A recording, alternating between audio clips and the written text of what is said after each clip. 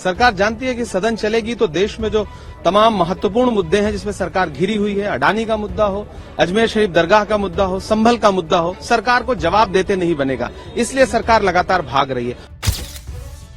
शीतकालीन सत्र के दौरान संसद में विपक्ष के हंगामे के चलते लगातार कार्यवाही स्थगित हो रही है।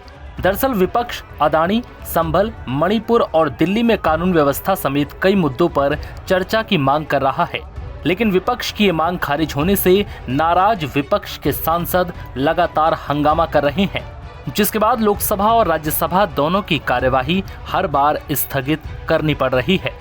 इसी बीच कांग्रेस से राज्यसभा के सांसद इमरान प्रतापगढ़ी ने सरकार को घेरा और कहा कि सरकार नहीं चाहती कि इन मुद्दों पर बात हो।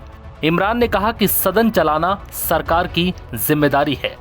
दरअसल सदन सरकार नहीं चलाना चाहती। सरकार जानती है कि सदन चलेगी तो देश में जो तमाम महत्वपूर्ण मुद्दे हैं जिसमें सरकार घिरी हुई है, अडानी का मुद्दा हो, अजमेर शरीफ दरगाह का मुद्दा हो, संभल का मुद्दा हो, सरकार को जवाब देते नहीं बनेगा। इसलिए सरकार लगातार भाग रही है और सरकार चलाना, सदन चलाना सरकार के ऊपर डिपेंड करता है। आपने देखा है इसी सदन को 146 विपक्ष के सांसदों को सस्पेंड करके भी सदन चलाई गई जब सदन चलाना था सरकार को, बिल पास करवाने थे। क्योंकि इस बार सदन नहीं चलाना चाहती सरकार, इसलिए लगातार भाग रही है क्योंकि उसे जवाब न देना पड़े। देश को समझना पड़ेगा कि सरकार आपके पैसों की बर्बादी कर रही है, सदन नहीं चला रही है, सिर्फ नाटक कर रही है। किसान जो है वो दिल्ली की तरफ कूच कर रहे हैं, अपनी मांगों को लेकर पहुंच चुके हैं, बॉर्डर पहले तक पहुंचे हैं। देखिए, किसान परेशान है, नौजवान परेशान है, इस देश के हिंदू मुसलमान परेशान है, सब परेशान है। इस सरकार से हर व्यक्ति पीड़ित है।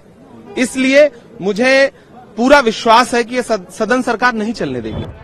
सोमवार को भी लोकसभा और राज्यसभा की कार्यवाही स्थगित किए जाने के बाद सत्ता पक्ष और विपक्षी दलों ने एक दूसरे पर खूब आरोप लगाए और सदन न चलने के लिए दोनों ने एक दूसरे को जिम्मेदार ठहराया। वहीं संभल हिंसा समेत धार्मिक स्थानों के सर्वे पर इमरान मसूद ने सरकार पर हमला बोला। सिरौर में और एक ध्यान आकर्षण प्रस्ताव मैंने दिया है। मैंने गिरनार मंदिर का इशू है जो गुजरात के अंदर है और बड़ा जैनियों के लिए बड़े ही पवित्र स्थल है, उसके ऊपर कब्जा कर लिया गया। कोरोना काल के अंदर बार बार करने के बावजूद वहां जाने वाले जैनियों के साथ लगातार मारपीट की शिकायतें आती रहती हैं। ये जो 1991 का वर्शिप पैलेस एक्ट है, ये एक्ट इसीलिए बनाया गया था कि इस प्रकार की बातें ना हो। लेकिन अब ये लगातार कभी कहीं मूर्ति ढूंढ रहे हैं, कभी कहीं मूर्ति ढूंढ रहे हैं, कभी कहीं खुदाई।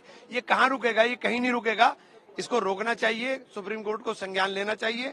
और देश के अंदर क्या हो रहा है, हम देश के अंदर हमारे पड़ोस में क्या हो रहा है, मैंने बांग्लादेश के ऊपर भी नोटिस दिया है। बांग्लादेश के अंदर हिंदुओं के ऊपर अत्याचार हो रहा है, मंदिर तोड़े जा रहे हैं। मंदिर इस्कॉन प्रमुख को गिरफ्तार करा दिया। जो लोग वैध वीजा लेकर के हिंदुस्तान आना चाहते हैं उनको रोक लिया गया। हमारी सरकार कर क्या रही है? अपना इकबाल दिखाए ना।